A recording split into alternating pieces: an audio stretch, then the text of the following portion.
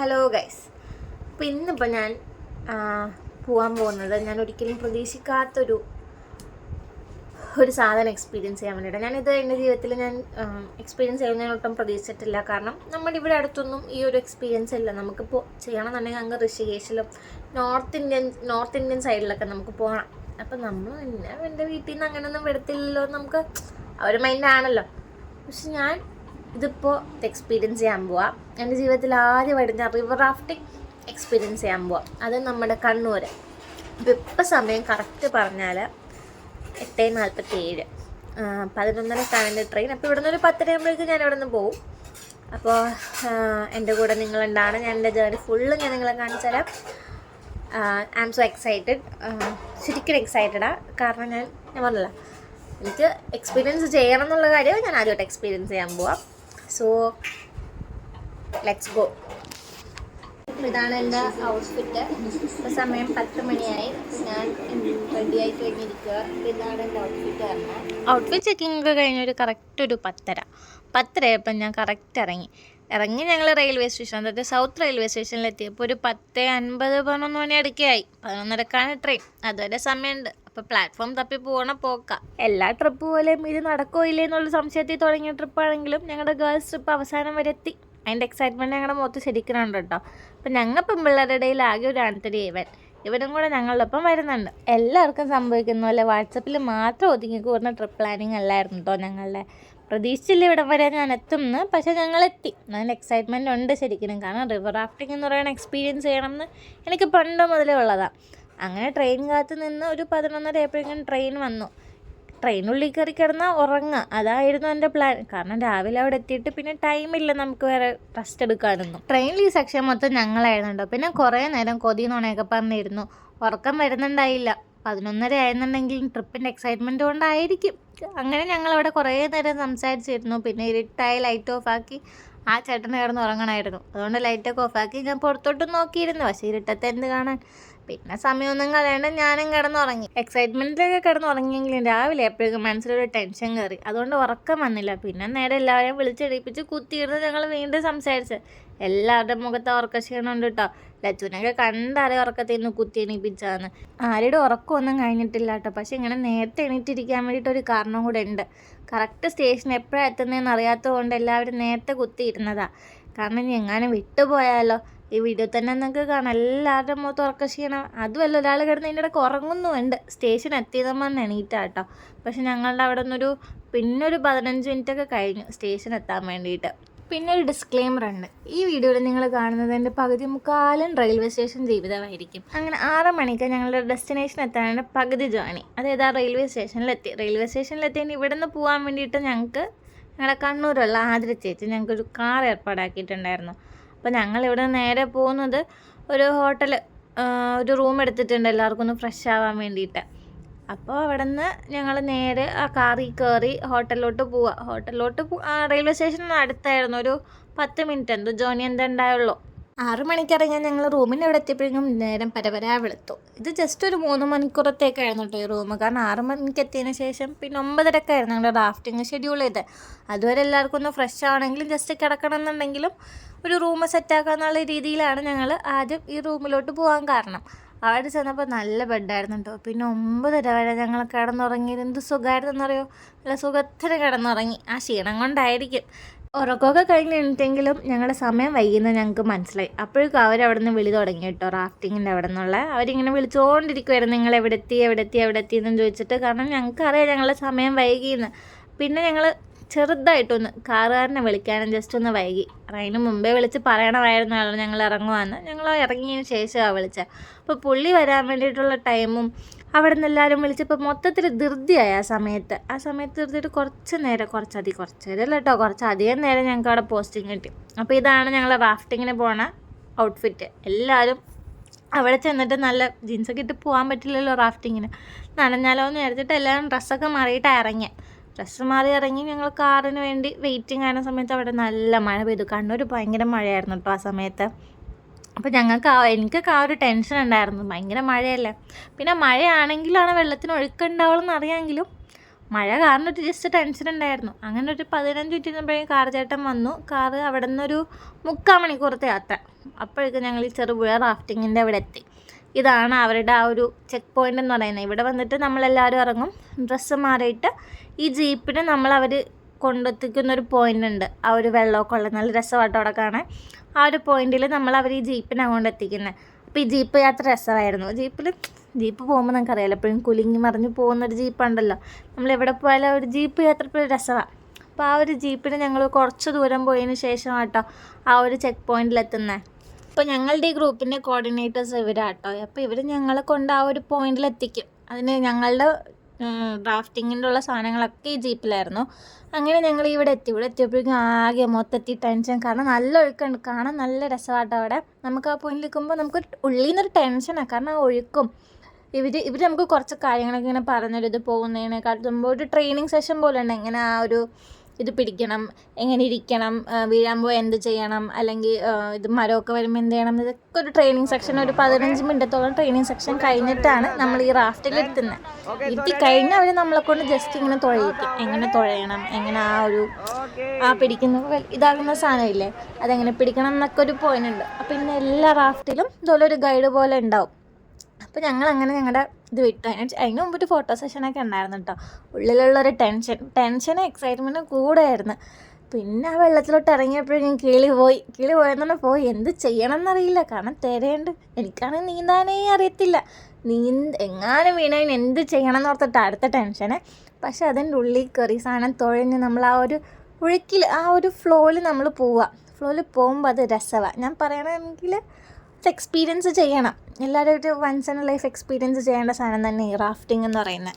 ആ വെള്ളത്തിന് നല്ല തണുപ്പാട്ടോ. നമ്മളത് ആദ്യം ഇറങ്ങണേക്കാട്ട് മുമ്പ് ആ വെള്ളത്തിൽ ജസ്റ്റ് ഒന്ന് നിന്ന് നോക്കിയപ്പോൾ തന്നെ നമ്മുടെ കാലൊക്കെ മരവിച്ച് അത്രയും തണുപ്പാണ്. മഴയൊക്കെ കൂടി ആയപ്പോഴേക്കും നല്ല തണുപ്പാണ്. പിന്നെ ഈ വെള്ളത്തിൽ ഇങ്ങനെ പോകുമ്പോൾ നമ്മുടെ മേത്തോട്ടി വെള്ളം ഇങ്ങനെ അടിച്ച് വീഴും. അപ്പോൾ അതൊക്കെ ഒരു എക്സൈറ്റ്മെൻ്റ് ആണ്, ഒരു രസമാണ്. അപ്പോൾ ഇത് ഞാൻ പറഞ്ഞ പോലെ ഒരു വൈബ് ടീമുകളുണ്ടെങ്കിൽ ഈ റാഫ്റ്റിംഗ് സെറ്റാണ്. അപ്പോൾ ഞാൻ നേരത്തെ പറഞ്ഞ പോലെ നമുക്ക് ഓരോ റാഫ്റ്റിലും ഓരോ ഗൈഡ് ഉണ്ടാവും. അപ്പോൾ ഈ ഗൈഡ് നമ്മളെ കൊണ്ട് ഇങ്ങനെ ഓരോ കാര്യങ്ങൾ ചെയ്യിപ്പിക്കും. എനിക്ക് തോന്നണമെന്ന് പറഞ്ഞാൽ അതായത് നമ്മുടെ ആ ഒരു മൈൻഡ് മാറ്റാനായിരിക്കും, ഒരു എക്സൈറ്റ്മെൻറ്റിലോട്ട് കൊണ്ടുവരാൻ വേണ്ടിയിട്ടായിരിക്കും, ഒരു ടെൻഷൻ മാറണമല്ലോ.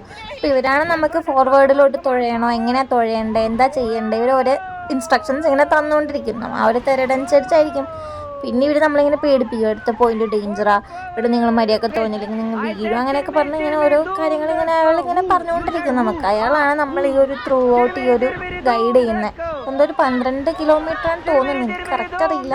ഓരോ ചെക്ക് പോയിന്റ്സ് ഉണ്ട്. ഓരോ 12 കിലോമീറ്ററിൻ്റെയാണ് ഇതിൻ്റെ ഒരു ഡിസ്റ്റൻസ് വരുന്നത് ഈ റാഫ്റ്റിങ്ങിൻ്റെ. പിന്നെ നമ്മൾ തുഴയണ പോലെ ഇരിക്കും കേട്ടോ. അത് നമ്മൾ ഒരു സൈഡിലോട്ട് തുഴഞ്ഞ് നമ്മൾ ഒരു സൈഡിലോട്ട് പോകും, അല്ലെങ്കിൽ തിരിഞ്ഞു പോകും. ഞങ്ങൾ പോകുമ്പോൾ തന്നെ ഞങ്ങൾ തുഴച്ചിൽ കാരണം ഞങ്ങൾ പല സ്ഥലത്ത് പിടിക്കാൻ പോയി.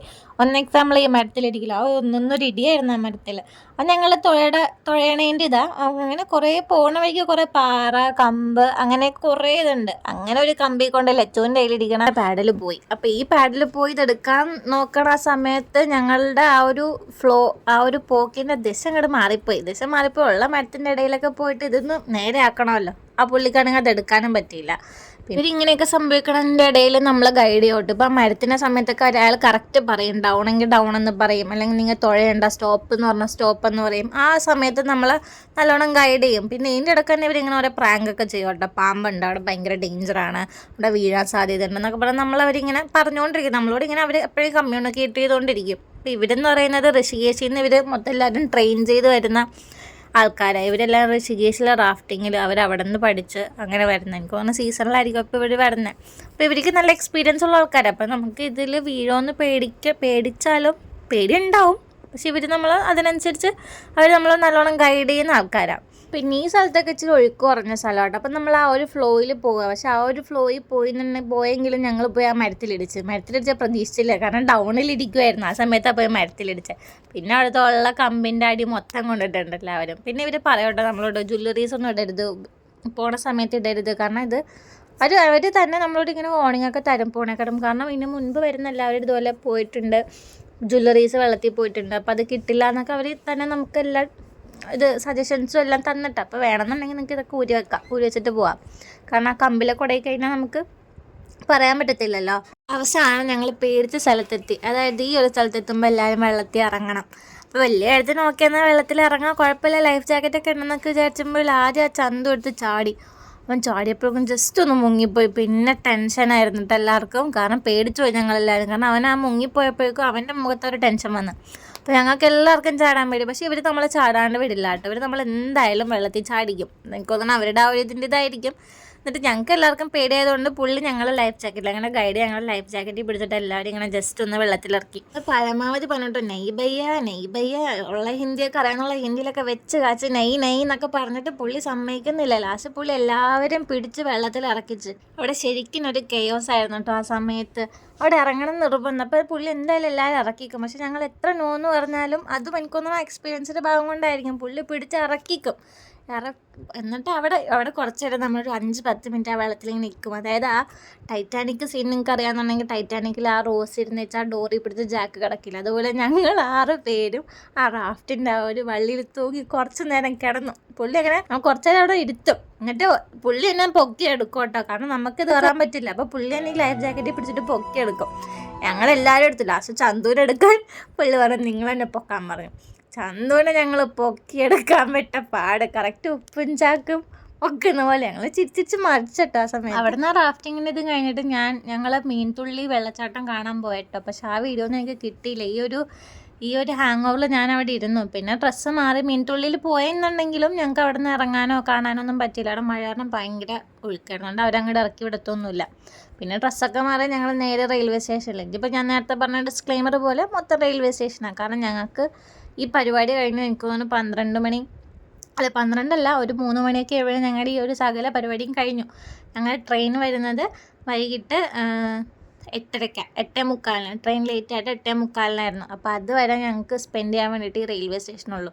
അപ്പോൾ ഞങ്ങൾ ആദ്യം പയ്യന്നൂർ റെയിൽവേ സ്റ്റേഷനിലാണ് ഇപ്പോൾ ഞങ്ങൾ നിൽക്കുന്നത്. ഞങ്ങൾ അവിടെ നിന്ന് റാഫ്റ്റിങ്ങിൽ നിന്ന് ഞങ്ങൾ ആ ടാക്സി ചേട്ടൻ തന്നെ ഞങ്ങൾ ഇവിടെ കൊണ്ടാക്കി. അപ്പോൾ ഞങ്ങളിപ്പോൾ പയ്യന്നൂർ സ്റ്റേഷനിലാണ് നിൽക്കുന്നത്. പക്ഷേ ഞങ്ങളുടെ ട്രെയിൻ വരുന്നത് കണ്ണൂരിൽ നിന്നാണ്.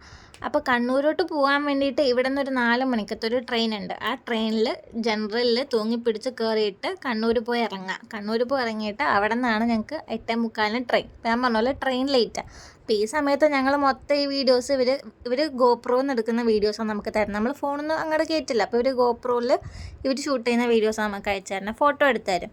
അപ്പോൾ ഇതിന് എനിക്ക് തോന്നുന്നത് 1500 ആണ് കൊടുക്കേണ്ടത് എല്ലാവർക്കും കൂടെ ഒരു വീഡിയോസ് എല്ലാം കിട്ടാൻ വേണ്ടിയിട്ട്.